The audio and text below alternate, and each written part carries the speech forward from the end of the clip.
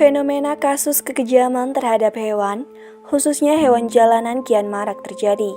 Hingga kini masih banyak hewan yang ditelantarkan, bahkan disiksa oleh oknum yang tidak bertanggung jawab, terutama terhadap anjing dan kucing. Sejumlah hewan kerap kali menjadi sasaran tak berdaya bagi manusia untuk memuaskan emosinya.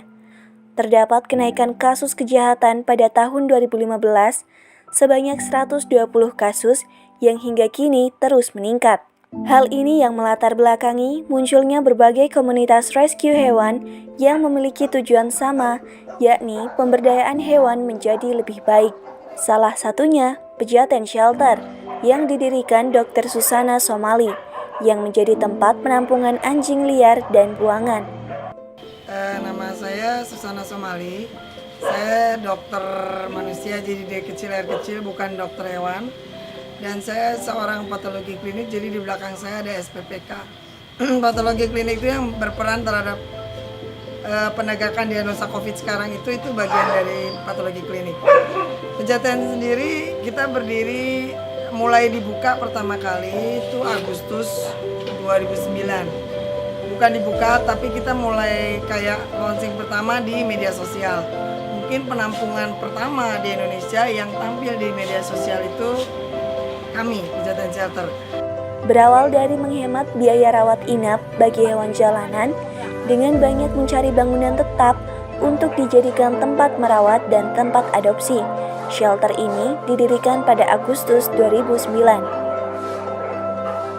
Rencana awal adalah mengirit biaya rawat inap, dan saya punya waktu untuk mencari rumah yang permanen, tetap, yang sekarang populer dengan kata-kata adopsi, yang dimana adopsi ini sudah menjadi salah. Sekarang ini pengertian masyarakat adopsi adalah bagi-bagi gratis, padahal bukan seperti itu. Kalau sekarang Pejaten sendiri sudah merupakan suatu gerakan.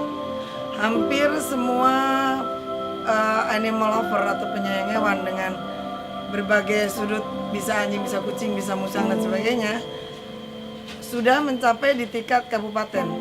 Kalau dulu provinsi, kita mulai waktu itu Jakarta aja yang aware. Kemudian ibu kota provinsi, kalau sekarang kabupaten dan kota madya sudah menjadi kesadaran. Proses penyelamatan hewan jalanan yang biasa dilakukan oleh shelter ini tidak melalui metode hand to hand, akan tetapi dibantu oleh rescuer lainnya di Jabodetabek. Shelter ini memberikan jaminan tidak adanya penyakit tertular dari anjing dan hewan rescue lainnya.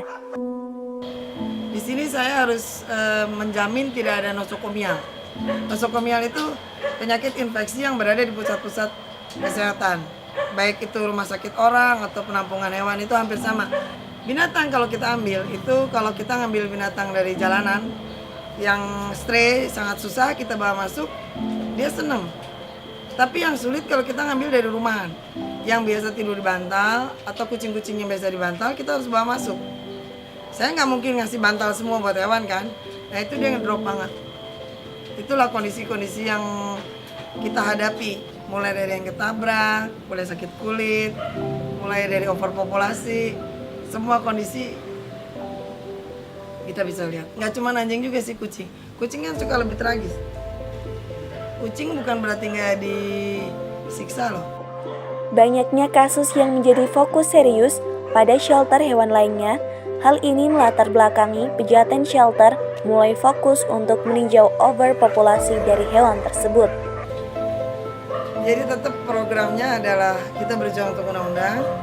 Saya melakukan kontrol populasi dengan sterilisasi, mencari adopter secara pelan-pelan, itu tetap. Ada beberapa hal yang menjadi syarat dalam menampung hewan rescue di shelter ini. Salah satunya, rescuer harus berkunjung langsung agar ia tahu bentuk shelter ini. Kalau bisa orangnya pernah melihat datang ke sini. Jangan membayangkan penampungan itu yang di googling di Amerika. Kalau Amerika itu udah setiap sudut rumah itu jadi rumah singgah. Dan orang Amerika beda kan, orang di Amerika itu lebih secara sosio-edukasi berbeda dengan orang kita. Jadi mereka harus datang, harus lihat. Karena saya memulai gerakan ini kan seperti pendahulu agak sulit buat saya. Tolong lihat dulu Saya vaksin di rumah baik kucing, anjing atau kalau monyet nggak ada yang spesifik vaksinnya. Sesudah itu udah masa tunggu vaksin bekerja, binatang kita ambil, orangnya harus besuk untuk binatangnya nggak ngedrop. Kita terbantu sekali kalau dia sering besuk. Selain memiliki fasilitas kesehatan yang lengkap bagi anjing dan hewan rescue, shelter ini juga memberikan vaksin guna mencegah penyakit menular.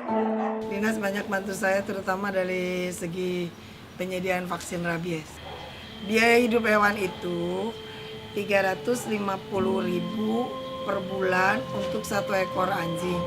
Kalau kucing itu setengahnya lah, bisa 175.000. Itu meliputi biaya pakan, air, bayar yang kerja, listrik, itu yang rutin. Di luar vaksin dan steril. Seorang dokter Susana dan pegiatan shelter ini begitu menginspirasi kita bahwa bentuk kepedulian dapat dilakukan di mana saja. Ia mengatakan awal terbentuk shelter ini merupakan kecelakaan yang indah. Dimulai mempunyai 1 kandang hingga kini menjadi tanah luas yang menjadi tempat bagi hewan terlantar. Dr. Susana mengatakan harapan pada akhirnya adalah memperjuangkan undang-undang berkenaan untuk melindungi hewan, terutama hewan jalanan. Saya tidak pernah punya cita-cita membuat penampungan. Berbeda dengan orang sekarang. Jadi ini adalah sebuah kecelakaan yang indah. Ya saya buka tidak dengan tujuan seperti itu, tapi sekarang udah menjadi gerakan. Target utama atau cita-cita utama bukan penampungan akhirnya. Kalau sekarang adalah undang-undang kesejahteraan hewan di Indonesia lebih punya kekuatan. Bukan ada atau tidak ada. Lebih punya kekuatan hukum. Di mana penegaknya mulai dari polisi, jaksa sampai hakim itu lebih punya keberanian untuk mulai memvonis. Sekarang sudah mulai, polisinya sudah terima laporan BAP tapi dia berhenti. Jaksanya sudah mulai dalam 1-2 kasus tapi hakimnya vonisnya terlalu ringan. Jadi undang-undang kesejahteraan hewan itu harus jauh lebih kuat. Harus jadi lebih punya kekuatan hukum sehingga hukumannya menjadi lebih berat. Sebagai generasi selanjutnya, diharapkan dapat bekerja sama untuk memperjuangkan hukum kesejahteraan hewan di Indonesia. Sejatinya, manusia bernilai tinggi jika saling menghormati sesama makhluk hidup.